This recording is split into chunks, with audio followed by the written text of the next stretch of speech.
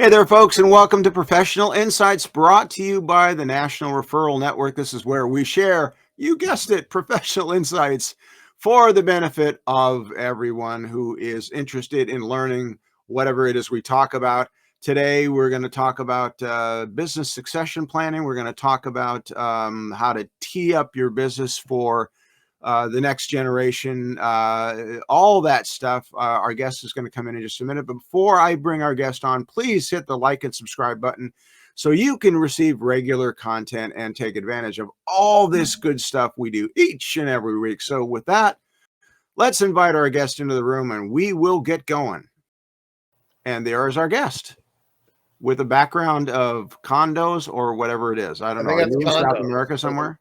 Yeah, I think those are condos. There could be condos back Look there. that way, actually. We Yeah, don't know. Under construction. This is Brandon Leopoldus. Brandon has been a frequent guest here, although he hasn't been on in a while. He's an attorney based in Los Angeles, doing primarily business succession agreements. You exist mainly in the business realm. I just call you a general business attorney, I think. Is that correct? Yeah, that's probably about right. Yeah. Okay. All right. So today we're going to talk about teeing up your business for succession. And I want to start by asking, what are some of the, when a business owner is looking at maybe, I don't know, selling the business or finding a successor or things like that, what are some of the most common mistakes that business owners make, and what should they be looking to avoid? Gosh, there's a lot of those. The mistakes are that you wait just too long to even start that process, right? You should always be thinking when you own a business. I own a couple businesses, that you have to understand that there's an end that's going to come. Only about 30% of businesses go to that second generation. You pass it over to your kids and they do an exceptional job. It seems like the more common scenario is that you get to that retirement age, or something happens, you get sick, something else happens, and you just shut it down, and then you have a fire sale, or you put everything in your garage and you eventually just get rid of it.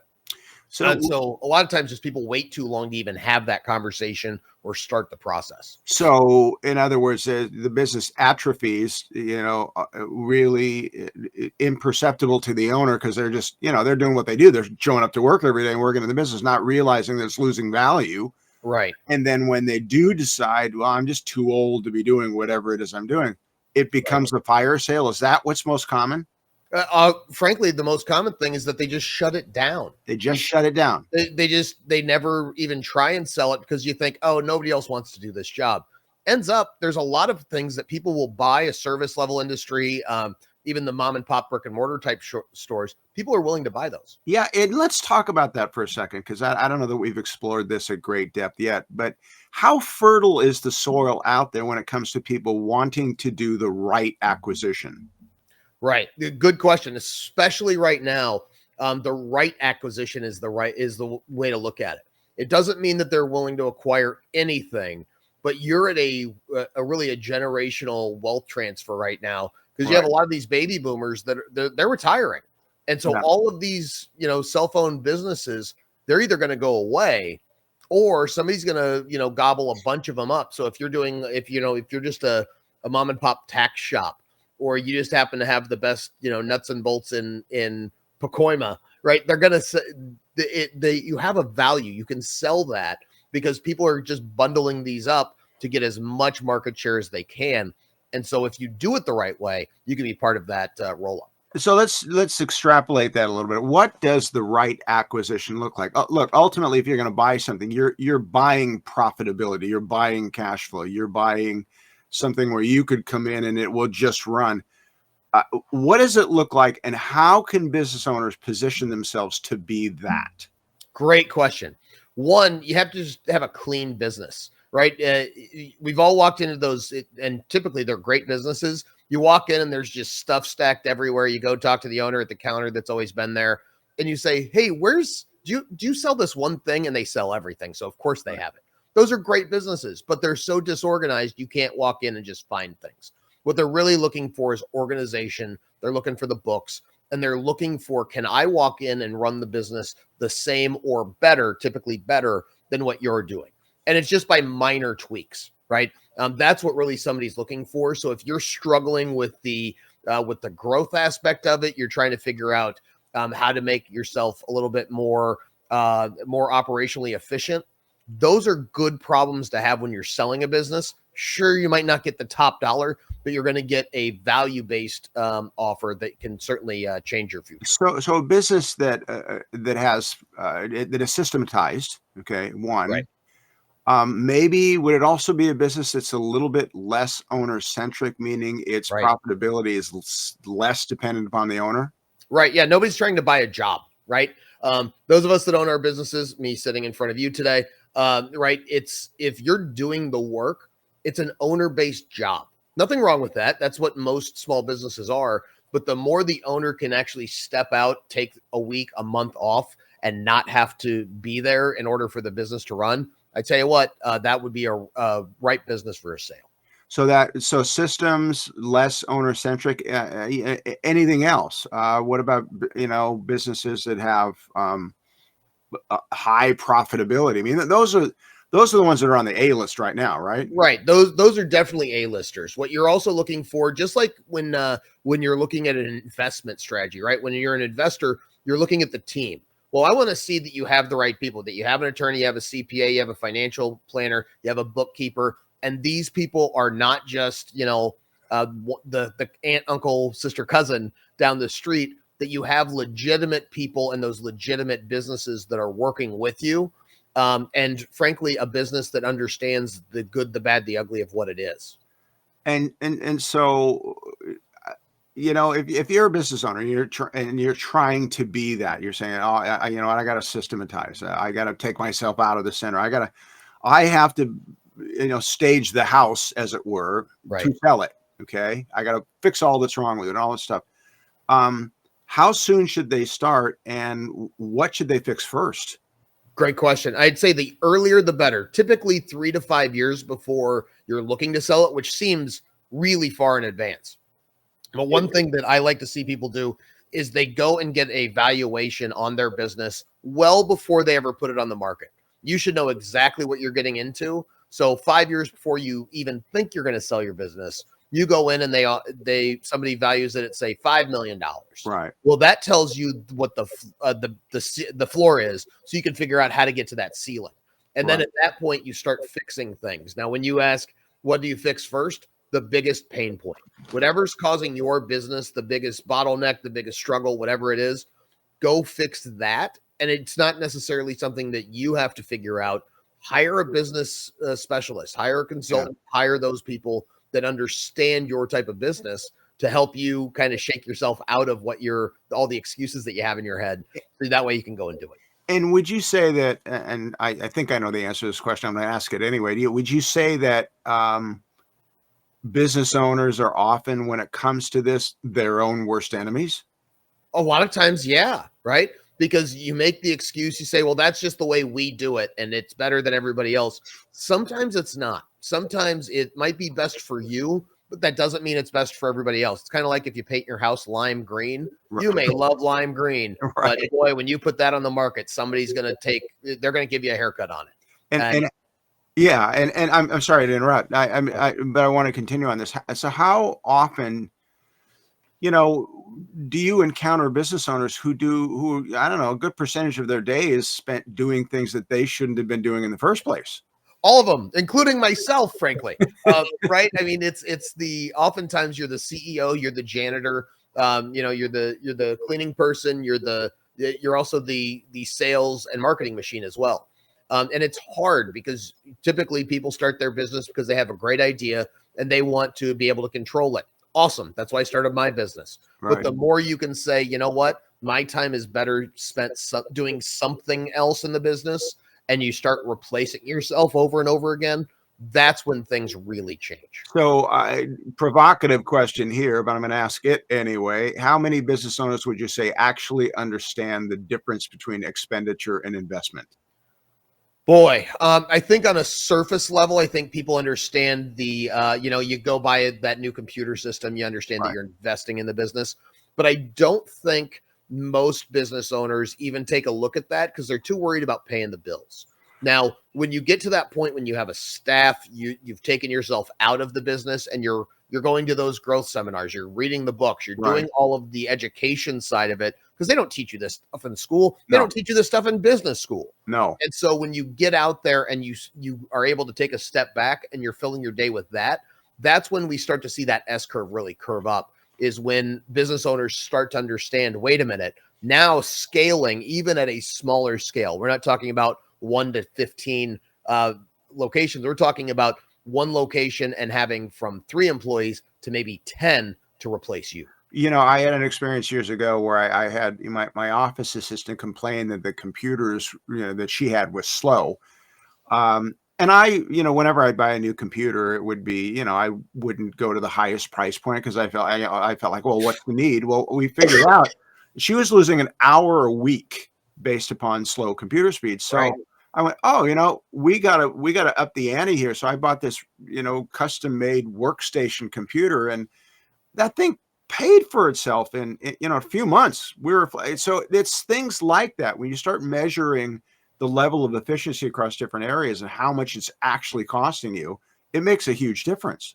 Right. And a lot of these small investments are things you are taught that, hey, don't worry about that. That doesn't matter. Let me give you a great example. One of my mentors, who is fantastic with legal businesses, he was giving me a hard time because I was flying cross country one time, and he goes, okay, well, at least you get to work on the plane. And I was complaining that I'm not a big guy, but if I just sit and coach, right, you can't open up the laptop and, hit the enter button because you just can't reach it because you're so crammed in there. And he goes, well, just fly first class. And I went, well, I'm not spending the money on that. And we started doing the math. He goes, if you could bill 2 hours, does it replace the time that you're on the plane? And we got to a point when he explained exactly what that algorithm, really, it's a more of a math problem, is in order for me to be able to do that. So now I know those cities that I can fly to that I should fly first class because I can work for so much time of it. If I can build 2 or 3 hours on a plane, I'm probably going to be able to make money on that flight rather than sitting in the back and have it be a red light. And every business owner needs to start deploying that kind of logic, not just across travel, but across all areas of their business. Right. When your employees say, hey, this printer sucks, and you say, yeah, but I just bought it, it might be worth the extra $80, $1,000, whatever it is, to get something new, because you have to figure out how long is it going to take you to make that money back. What's the likelihood? How long is this machine going to last you? But for me, if I can make money off of it, I'm going to invest in it. I've bought all sorts of weird tech things that, as long as we're breaking even on it, we're willing to try it. It's amazing how often that one of those smaller investments ends up being the biggest ROI your business could ever have. And all of this, again, 3 to 5 years out, if you're looking at succession, you start doing all this, and start elevating efficiency, start driving profitability. Is it common? I've heard this a lot from business owners. Is it common once they start down these roads and start doing the stuff that they say to themselves, why didn't I do this a whole lot sooner? Yes, all of them. And it's frankly because we don't think that way in business. We think, get customers in the door, get clients in, and let's start making as much money as we can. Not realizing that sometimes the way that you make the most money is by not having to do the actual labor on it. It's bringing people in and then having the actual implementation of things be done not by you. Okay. In the time we have left, what are some of the legal landmines that, in starting this process, what are some of the legal landmines out there that business owners need to be aware of? Good question. So really the language in those deals, whether you're going to be selling to a family member, whether you're going to sell it to somebody inside the business, or you're going to sell it to a third party, you always have to look at the deal, because it's partially about the person that you're selling it to, but it's also about what those deal terms look like. Because oftentimes as the business owner, they're going to have a carry period where you have to stay and you're basically acting as a consultant. That's great, because that means that you're going to have that success. Right. It also means, though, that when you leave, some of your staff is probably willing to leave too. You're not at a gigantic consulting firm where the partners don't necessarily matter to the associates. It's one of those things where if you leave the sandwich shop, you're going to lose customers and you're going to lose Right. your staff oftentimes. Mhm. So you don't want to have those trigger points where if 60% of the staff leave, you get paid less. You don't want those type of things. But also the proper planning, that 3 to 5 year period, is going to make sure that whatever those trigger points are in the contract aren't going to necessarily affect you negatively. And it's common that there would be a 3 to 5 year period after the sale is consummated to Right. make everything stick, particularly if it's a service business, right? Right. Want to make sure all the customers are going to stick around and all the clients and whatnot. But also, I think it's just as important that the infrastructure, the existing infrastructure, also stick around, which is why at what point do you announce to your support people that, hey, you know what, I'm thinking of selling, and because you don't want this mass, oh, I'm going to lose my job, I'm going to get out now, right? Right. How do you navigate that terrain? Yeah, frankly, it's you have to understand that it's going to take you a while. You're not selling on a Tuesday and you're in Hawaii on a Thursday. That's Right. typically not how it's going to work.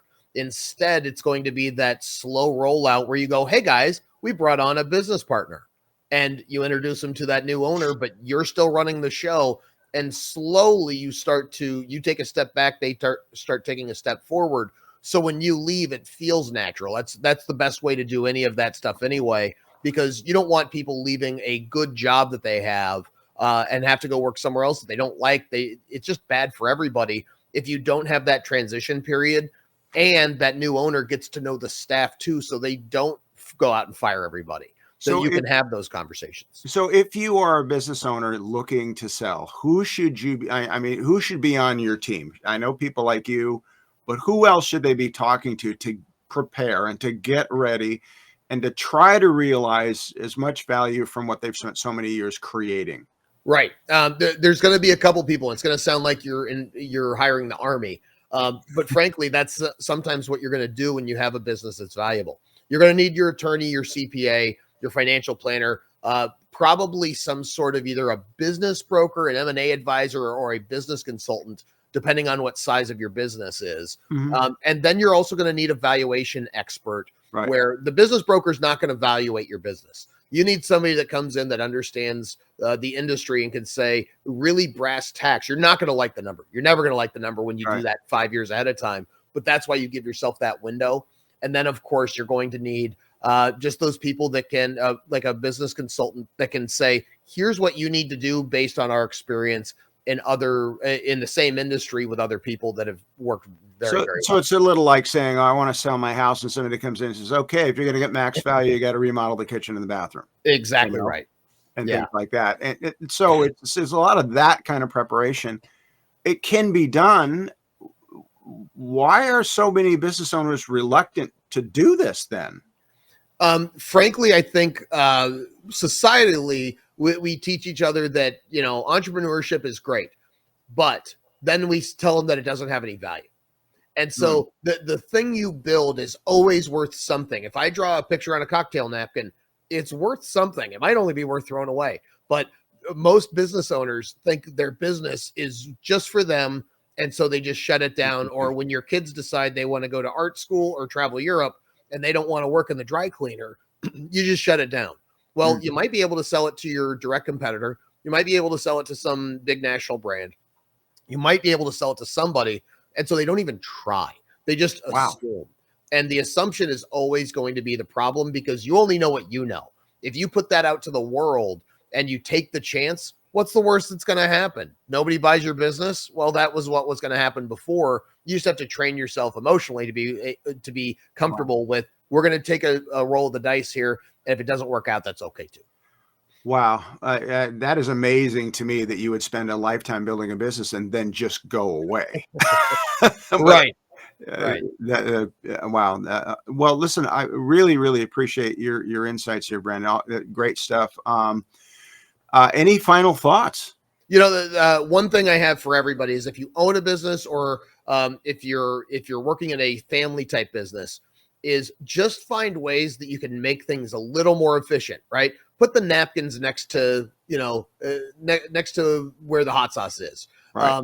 Find ways where it makes your job and your life a little bit easier. That thing that you finally take a deep breath and go, man, I'm glad I don't, hit my my leg on that thing every day. The Right. more of those type of things you do, the more you start training yourself to make those constant improvements in your business, and it makes it a lot easier. And the more you start working on your business as opposed to in it, as Right. the old saying goes, and I would also add, be a student of success. Whatever success you seek, be a student of it. Find people who are successful at that thing and look at what they do.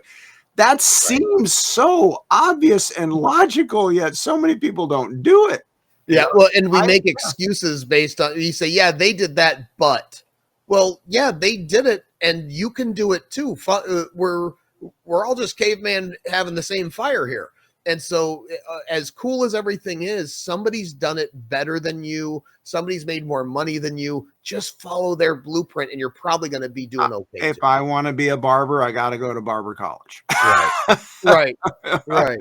I got to learn how to do. Yeah, no, I mean, and it's funny you mention that, because most entrepreneurs don't, or business owners really don't study success in that way. It's kind of odd. And I, for the longest time, was among them. So I got nothing to say, but really appreciate your time.